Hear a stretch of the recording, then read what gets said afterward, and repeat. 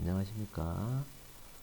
자연과 윤리 세 번째 시간 되겠습니다. 교과서는 126페이지 동양의 관점을 펼쳐 놓으시면 되겠고요. 이번 시간의 것은 동양적 관점은 여러분들이 이미 배운 부분들이 있기 때문에 그거 중심으로 간략간략하게 설명하고 넘어가도록 하겠습니다.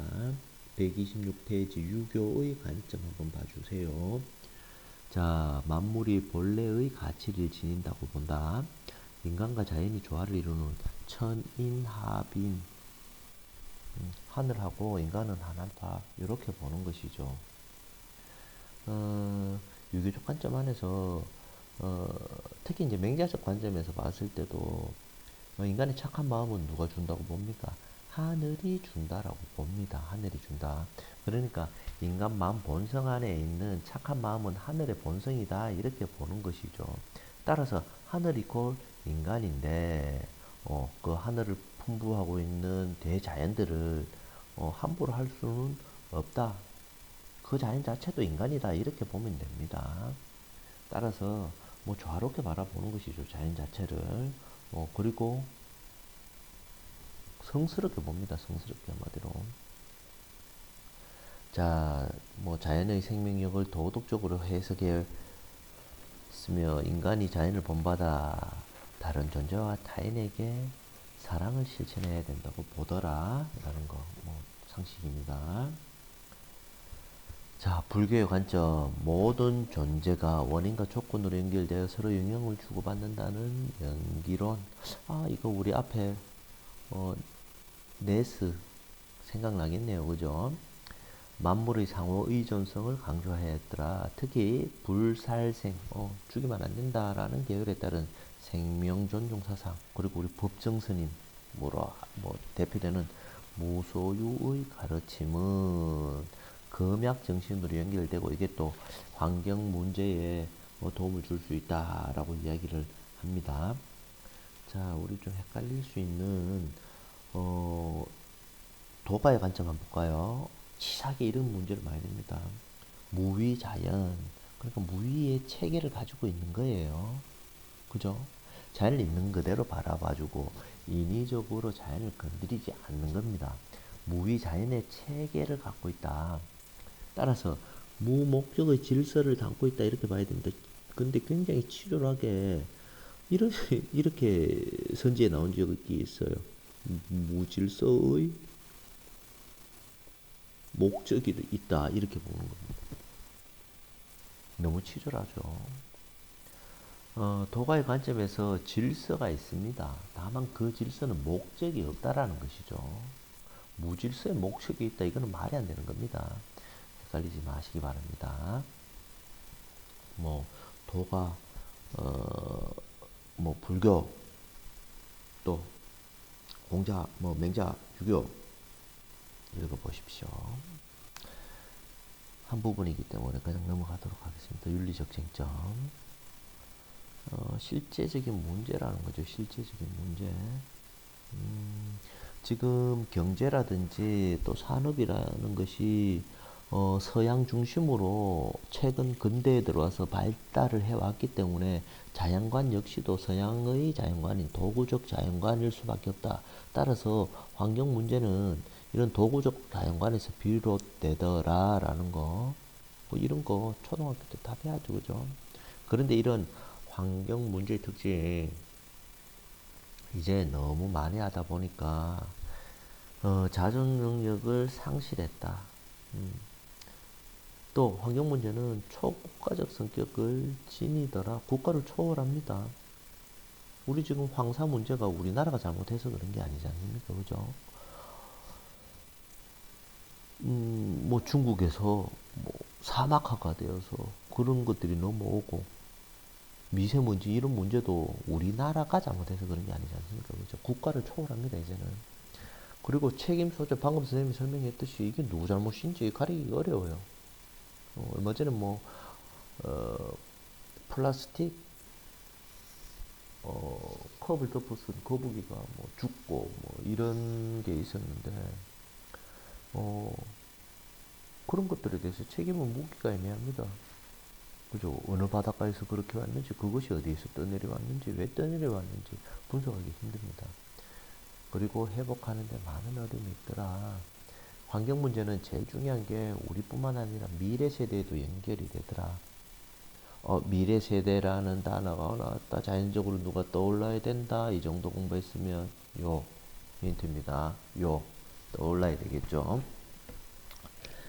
자, 기후변화의 원인과 문제점. 지구온난화로 인한, 지구온난화는 여러분들 다큐멘터리 이런 거 봤죠, 그죠? 이산화탄소가 이렇게 이제, 이산화탄소가 배출되면서 지구 밖에 이렇게 가스층이 형성되는 겁니다. 태양광이 이렇게 비쳤다가 반사되어서 나가고 일부는 흡수되고 일부는 반사되어서 나가야 되는데 이것이 가스층 때문에 반사되다가 나가다가 다시 반사되다가 다시 들어오죠. 그러다 보니까 기온이 상승하는 거, 이게 이제 지구온난화 현상인 겁니다. 이런 문제점들이 있더라라는 거. 자, 기후변화에 대한 여러 노력들, 상식적으로 교토의정서, 파리협정 이런 거 알아놓으면 되겠습니다. 특히 시험에는 이제 정말 한 번인가 정도 비문 형식으로 나왔는데, 온실가스 배출 감축량을 설정하고 이제 쿼터를 부여하는 거죠. 너가 나라는 요만큼 해, 너가 나라는 요만큼 탄소 배출할 수 있어, 이렇게.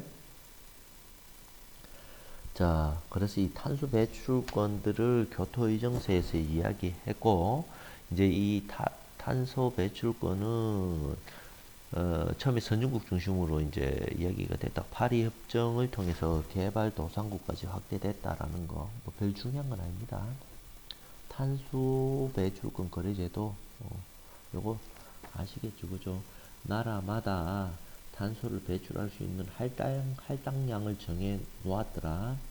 자, 그런데 내가 대한민국에서 탄소 배출할 수 있는 할당량을 다 써버렸다.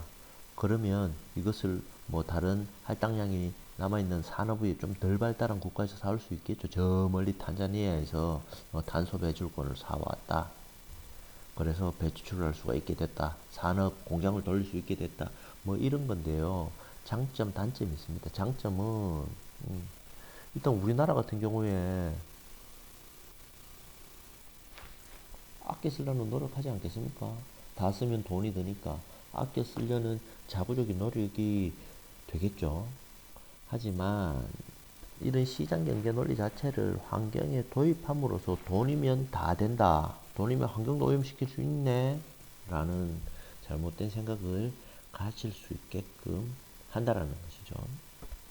자, 미래 세대에 대한 책임. 아까 앞에서 요라고 이야기했습니다. 요나스의 책임윤리 떠올려야 되겠죠. 요나스 책임윤리 할 때 미래 세대 이야기 많이 했습니다. 요나스의 책임윤리는 새로운 것이더라. 따라서 인류가 계속 존속하기 위해서는 과거 윤리로는 해결이 안 돼. 그래서 새로운 윤리인 책임윤리가 필요하더라. 자, 이 책임은 어떤 성격? 일방적인 책임이다. 왜 일방적 책임을 가지느냐? 인간만이 책임질 수 있는 능력을 가지고 있기 때문에 라고 이야기를 하죠. 이렇게 미래 세대의 삶의 질까지도 배려하는 책임윤리를 실천해야 되겠다. 너무나도 중요해서 요나스는 누구 이야기까지 칸트의 정음명법까지 빌려와서 지금 네가 하는 행위가 미래 세대에 피해되는 행위이면 하지 마라. 이렇게 이야기를 하는 거죠. 자, 처음 보는가? 나딩스의 배려윤리. 미래 세대의 관점에서 판단한다면 환경을 보호하는 행위가 그들을 배려하는 행위이므로 배려윤리를 실천하자. 실은 길리건 나딩스 이 배려윤리 학자들은 여성주의 윤리 철학자로서 여성의 특징들 중에서 이 희생 배려를 우리의 윤리적 덕목을 한번 삼아 볼까라고 해서 집대성하고 정리한 철학을 우리는 배려윤리다라고 이야기를 합니다. 자, 환경적으로 건전하고 지속 가능한 발전 쭉 해서 이런 것들만 알면 되겠네요. 파리협정, 람사르 협약, 생물다양성 협약, 어, 또 탄소 배출권 제도, 녹색기후 기금, 이런 어떤 국제적 협력, 이런 것들을 알면 되겠습니다. 자, 그래서 어, 수업 끝나고 남는 시간에 이런 것들 찾아서 파리협정, 람사르 협약, 생물다양성 협약, 녹색기후기금 이런 것들에 대해서 한번 자기 나름의 전공과 관련해서 한번 정리를 해 보도록 하겠습니다. 자, 숨가쁘게 3시간 동안 나누어서 살펴봤는데요. 이제 다음 시간부터는 이제 1시간에 한 단원씩 나갈 수 있을 것 같아요. 어려운 부분이 없기 때문에. 선생님 수업 중 이 녹음하는 중에 제일 많이 하는 이야기가 어려운 부분이 없다라고 이야기를 하는데 실제로 여러분들이 공부 좀 열심히 해놔놓으면 기본적인 것만 해놔놓으면 어려운 부분 없습니다. 마지막으로 한 번 더 강조하고 다음 시간에 보도록 합시다.